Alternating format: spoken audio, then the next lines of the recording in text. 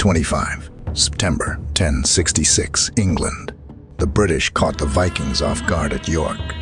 If they could cross the river quickly, they could easily destroy the scattered Viking army.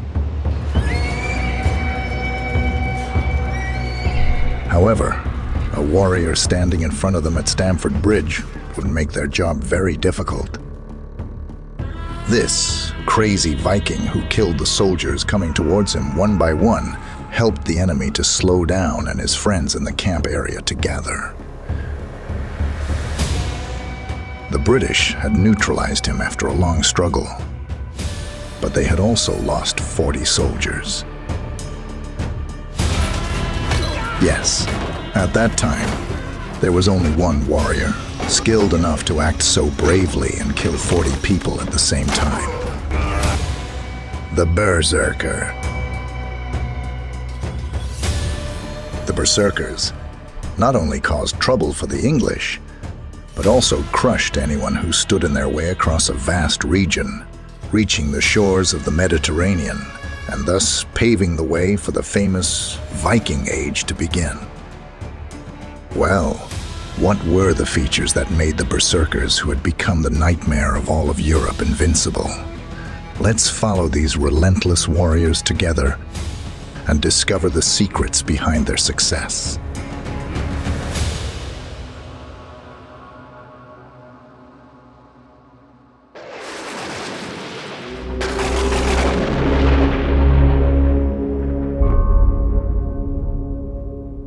Under the leadership of Ragnar Lothbrok, which has even been the subject of TV series, the Vikings ushered in the age of exploration, and at the end of the 8th century their first target was the island of Britain, yet ruled by scattered kingdoms. It was June 793 when the Viking ships approached the shores of England. The Christian monks at Lindisfarne became the first victims of the bloody Viking invasion that would last for 300 years. And they also encountered the terrifying berserker warriors, whose fearsome reputation would spread throughout the world from that day forward. Despite the efforts of local kingdoms to stop them, they couldn't resist against the most ruthless group of Viking warriors and witnessed the greatest invasion in their history. Alcuin of York could only express what he witnessed by saying, "Britain has never experienced such terror throughout its history caused by these pagan warriors." In fact, the existence of the berserkers, who struck fear into the hearts of the English, dated back to ancient times, and they were quite popular among the Scandinavian tribes. The title of berserker bestowed great respect within the community, and they would stand by the side of the king. Sometimes, even the kings themselves would fear them. They particularly benefited from the psychological advantage they created over their enemies with their extraordinary attire. In fact, the name berserker itself was chosen due to the clothing they wore.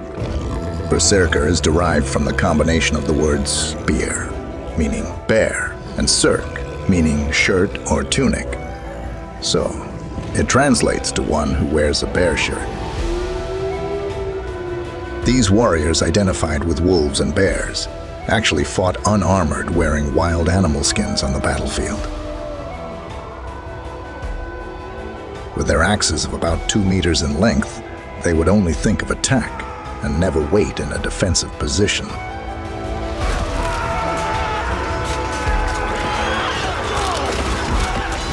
The surviving Norse sagas that have reached our time also mention how the berserkers would charge forward like wild wolves, unaffected by fire or sword wounds, attacking relentlessly without armor.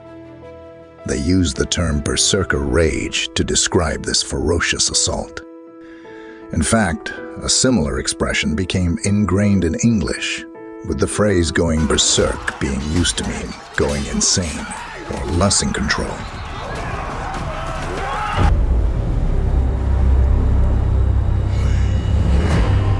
There are several theories put forth to explain the source of these warriors' rage. The strongest one suggests that they consumed hallucinogenic fly, agaric mushrooms, and henbane before battle. These two poisonous plants provided the berserkers with what they needed most during combat.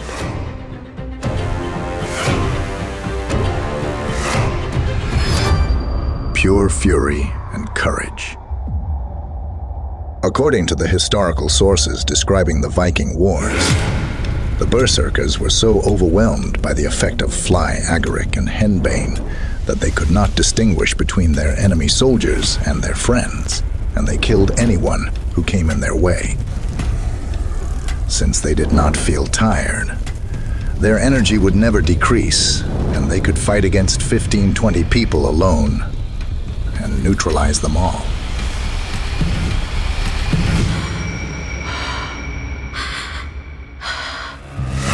We don't know if Hitler, who embarked on a quest to establish his empire centuries later, was influenced by the berserkers, but he resorted to a similar path to ensure his soldiers fought fearlessly. Through a drug containing methamphetamine, German soldiers marched for days without sleep and engaged in relentless combat on the battlefield. Their advance, especially during the occupation of France, shocked the French and the British.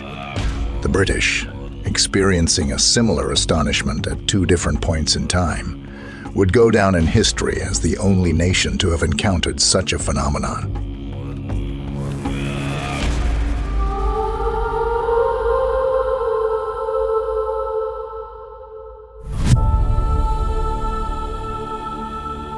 There was another reason underlying the berserkers' fearless fighting. Their greatest desire was to die on the battlefield and enter Valhalla, the heavenly realm of the war god, Odin, where they would join other great warriors. As a result, the battlefield was not a place to be feared, but rather the gateway to the ultimate destiny they sought.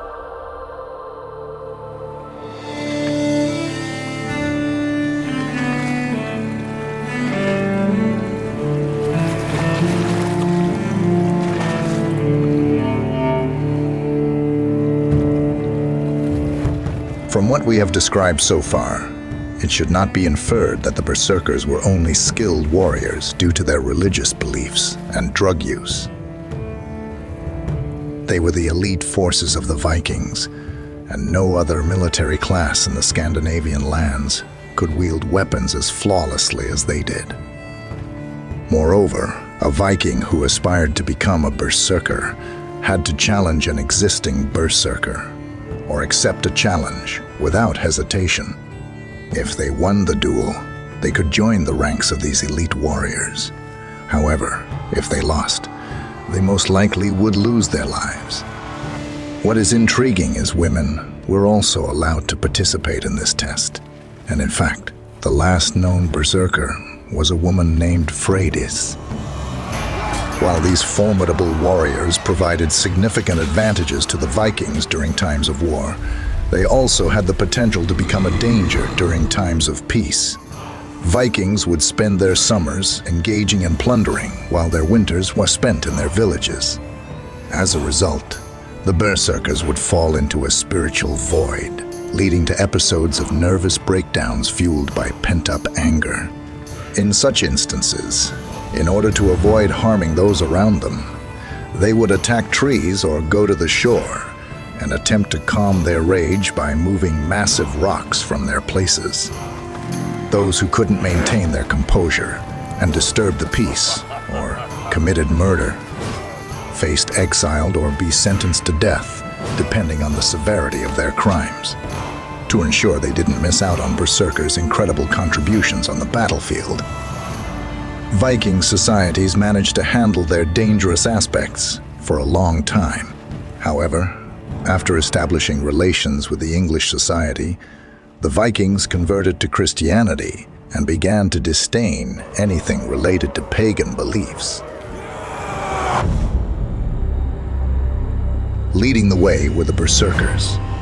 In Scandinavia, the berserker rage was prohibited, and berserkers were seen as infidel monsters.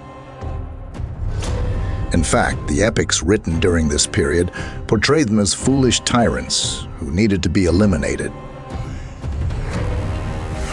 After a while, the pressure on them intensified, and being a berserker ceased to be a respected status as before.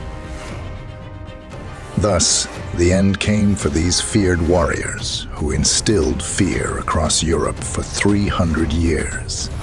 However, they had already secured their place in history as the protagonists of the Viking Age,